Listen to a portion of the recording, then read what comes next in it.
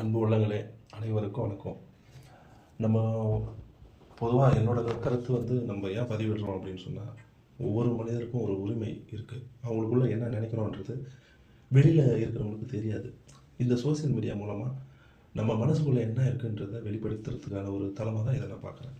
ரெண்டாவது, உங்களுக்கு பிடிக்கிறது வாசகர்களுக்கு வந்து பிடிக்கிறது பிடிக்காதது உங்கள் விருப்பம். ஏன்னா என்ன மாதிரி யோசிக்கிறவங்களும் ஒரு சிலர் இருப்பாங்க இல்லையா, அவங்களுக்கான ஒரு அது வந்து ஒரு சிலர் நம்மளோட இதுவும் கேட்பாங்கன்ற ஒரு விஷயத்தில் தான் நம்ம பண்ணுறோம் வீடியோ இந்த நம்ம கொடுக்குறோம்.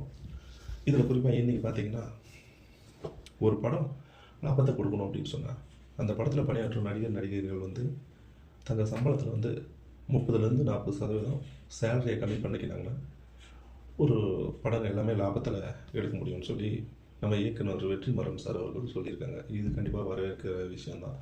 இப்போது விஷயத்துக்கு வருவோம்.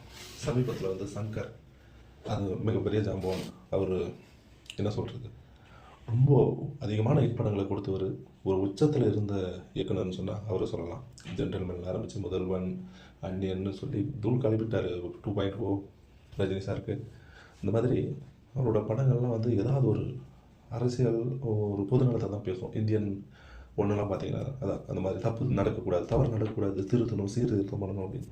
ஆனால் அதே பாயிண்ட் ஆஃப் வியூவை கொண்டு வந்து இப்போ வரைக்கும் கொண்டு வராரு. என்னென்னா, இப்போ சமீபத்தில் நடந்த நம்ம இந்தியன் 2 ப்ளஸ் கேம் சேஞ்சர் நான் தான் பார்த்தேன். என்ன சொல்லியிருக்காருன்னா, அரசியலில் நடக்கிற அடாவடித்தனம், அவங்கள எப்படி ஒரு ஹீரோ வந்து ஒரு எலெக்ஷன் கமிட்டி மூலமாக, ஒரு தலைவர் மூலமாக ஒழுக்கமான முறையில் பணம் கொடுக்க நல்லவங்க எப்படி வர முடியும், எலெக்ஷன் கமிஷனால் எப்படி நடத்த முடியும், ஒரு நேர்மையான ஒரு எலெக்ஷனை நடத்த முடியும் அப்படின்றதெல்லாம் சொல்லியிருக்காரு. ஓகே தான். ஆனால் இப்போ இருக்கிற காலகட்டத்தில் சாத்தியமானோம்னா சாத்தியம்தான். ஆனால் எந்த அதிகாரி ஒத்து வருவாங்க? இவர் சொல்லிடுவார், கீழ் லெவலில் இருக்காருன்னா மேலே அதிகாரி வந்து நீ பண்ண இல்லைன்னா வேறு இடத்துக்கு ட்ரான்ஸ்ஃபர். இப்படி தான் நடந்துட்டுருக்குது. அதே மாரி போனால் பெரிய அளவு வரைக்கும் ஏதாவது ஒரு தலைப்பச்சான்னு ஒன்று இருக்குல்ல, நேர்மைக்கு எங்கெங்க இடம் இருக்கு? ஆனால் நேர்மைன்றது எல்லாருக்குள்ளேயும் ஒரு வாரத்தில் ஒளிஞ்சிருக்கு. அதை வெளிப்படுத்துறதுக்கு முடியாத சுச்சுவேஷனாக இந்த தற்போதைய சூழ்நிலை இருக்குது. நீங்கள் நேர்மையானவன்னா உங்களை வந்து ஒதுக்கிடுவாங்க, உனக்கு பிழைக்க தெரியாதோ அப்படின்னு சொல்லி பட்டம் வைப்பாங்க. இதுதான் இப்போ நடந்துகிட்ருக்குது. ஏன்னா இதெல்லாம் நம்ம பார்த்துட்ருக்கோம். கேம் சேஞ்சரில் அப்படி என்ன ஒரு 450 கோடி வரைக்கும் பட்ஜெட் பண்ணியிருக்காருன்னு கேள்விப்பட்டேன். ஒரு பாட்டுக்கு மட்டுமே ஒரு 10 கோடி ரூபாய் போட்டு ஒரு 6-7 பாட்டு ஷூட் பண்ணி ஒரு 100 கோடி ரூபாய் காலி பண்ணிடுறாருன்னு கேள்விப்பட்டேன். ஏன்னா ஒரு படமே வந்து 50 கோடி 60 கோடியில் எடுக்க முடியும். சரி, சம்பளம் எல்லாமே சேர்த்து ஒரு 100 to 150 கோடியில் எடுத்து முடிச்சிருக்க முடியும். ஆனால் அவர் ஏன் பொக்லிங் வண்டி, அந்த வண்டி, இந்த வண்டின்னு தேவையில்லாமல் செட்டுங்களை போட்டு எக்கச்சக்கமாக அதெல்லாம் யார் பார்க்குறா? நார்மலாக ஒரு இயற்கை காட்சி, ஒரு பில்டிங்குள்ளேயே கதைக்கு தாங்க மெயினாக இப்போ முக்கியத்துவம் கொடுக்குறாங்க. சைடில் இருக்கிற பொருள் பார்க்குறதெல்லாம் குறைஞ்சிடுச்சு. தேவையில்லாமல் இவர் அதில் காசை போட்டு 450 கோடி வரைக்கும் பட்ஜெட் பண்ணி விட்ருக்காரு. கிட்டத்தட்ட 200 கோடி ரூபாய் லாஸ்ன்னு சொல்கிறாங்க. யாருக்கு? தில்ராஜுக்கு. நம்ம வாரிசு படம் தயார் பண்ணார் இல்லைங்களா, அவருக்கு. இப்போ இதெல்லாம் குறைக்கணும் அப்படின்னு சொன்னால் டைரக்டருக்கு மாறணும். கிராண்டு அந்த இதை விரும்புறதில்லை.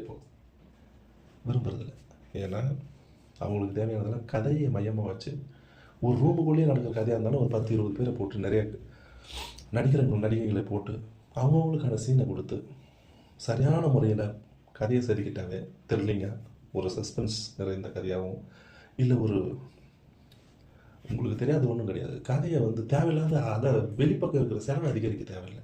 போய் காட்லாண்டில் போய் ஷூட்டிங் பண்ணால் தான் ஆகுது, இல்லைன்னா இதுக்கு தேவையான சூரியனே உதிக்காத நாட்டுக்கு போனால் தான் இந்த படம் எடுக்க முடியும், ஒன்றுமே கிடையாதுங்க. நீங்கள் அந்த மாதிரி பிளான் பண்ணுறீங்க. இன்றைக்கி 2-3 படம் தோல்வியாச்சா? அதுக்கப்புறம் என்ன ஆகும்? சரி விட்றா சங்கரா, இவருக்கு தொடர்ந்து 2-3 படம் பிளாப் கொடுத்துட்டாரு, ஓரங்கட்ட ஆரம்பிச்சிருவாங்க. நீங்கள் உங்களோட நிலை நிறுத்திக்கணும்னு சொன்னால் கம்மி பட்ஜெட்டில் இது பண்ணி நடிகர்களுக்கான சம்பளம் போக 50 கோடி 60 கோடியிலே படத்தை முடிக்க. இப்போ உங்களுக்கு கேம்சர் 100-150 கோடிக்கு மேலே போச்சுன்றாங்க. லாபத்தில் போயிருக்கோம்ல, 150 கோடியில் முடிச்சிருந்தா நீங்கள் ஒரு ஒரு இயக்குனராக மாறி இருப்பீங்களே. எதுக்காக நீங்கள் போய் சும்மா தேவையில்லாமல் பதளத்தில் உங்களோட பேரும் டேமேஜ் ஆகி அடுத்த படத்துக்கான கால் சீட்டும் இவர்கிட்ட போனால் நம்ம படம் ஓடாது, தயாரிப்பாளர்கள் தயங்குவாங்கள்ல.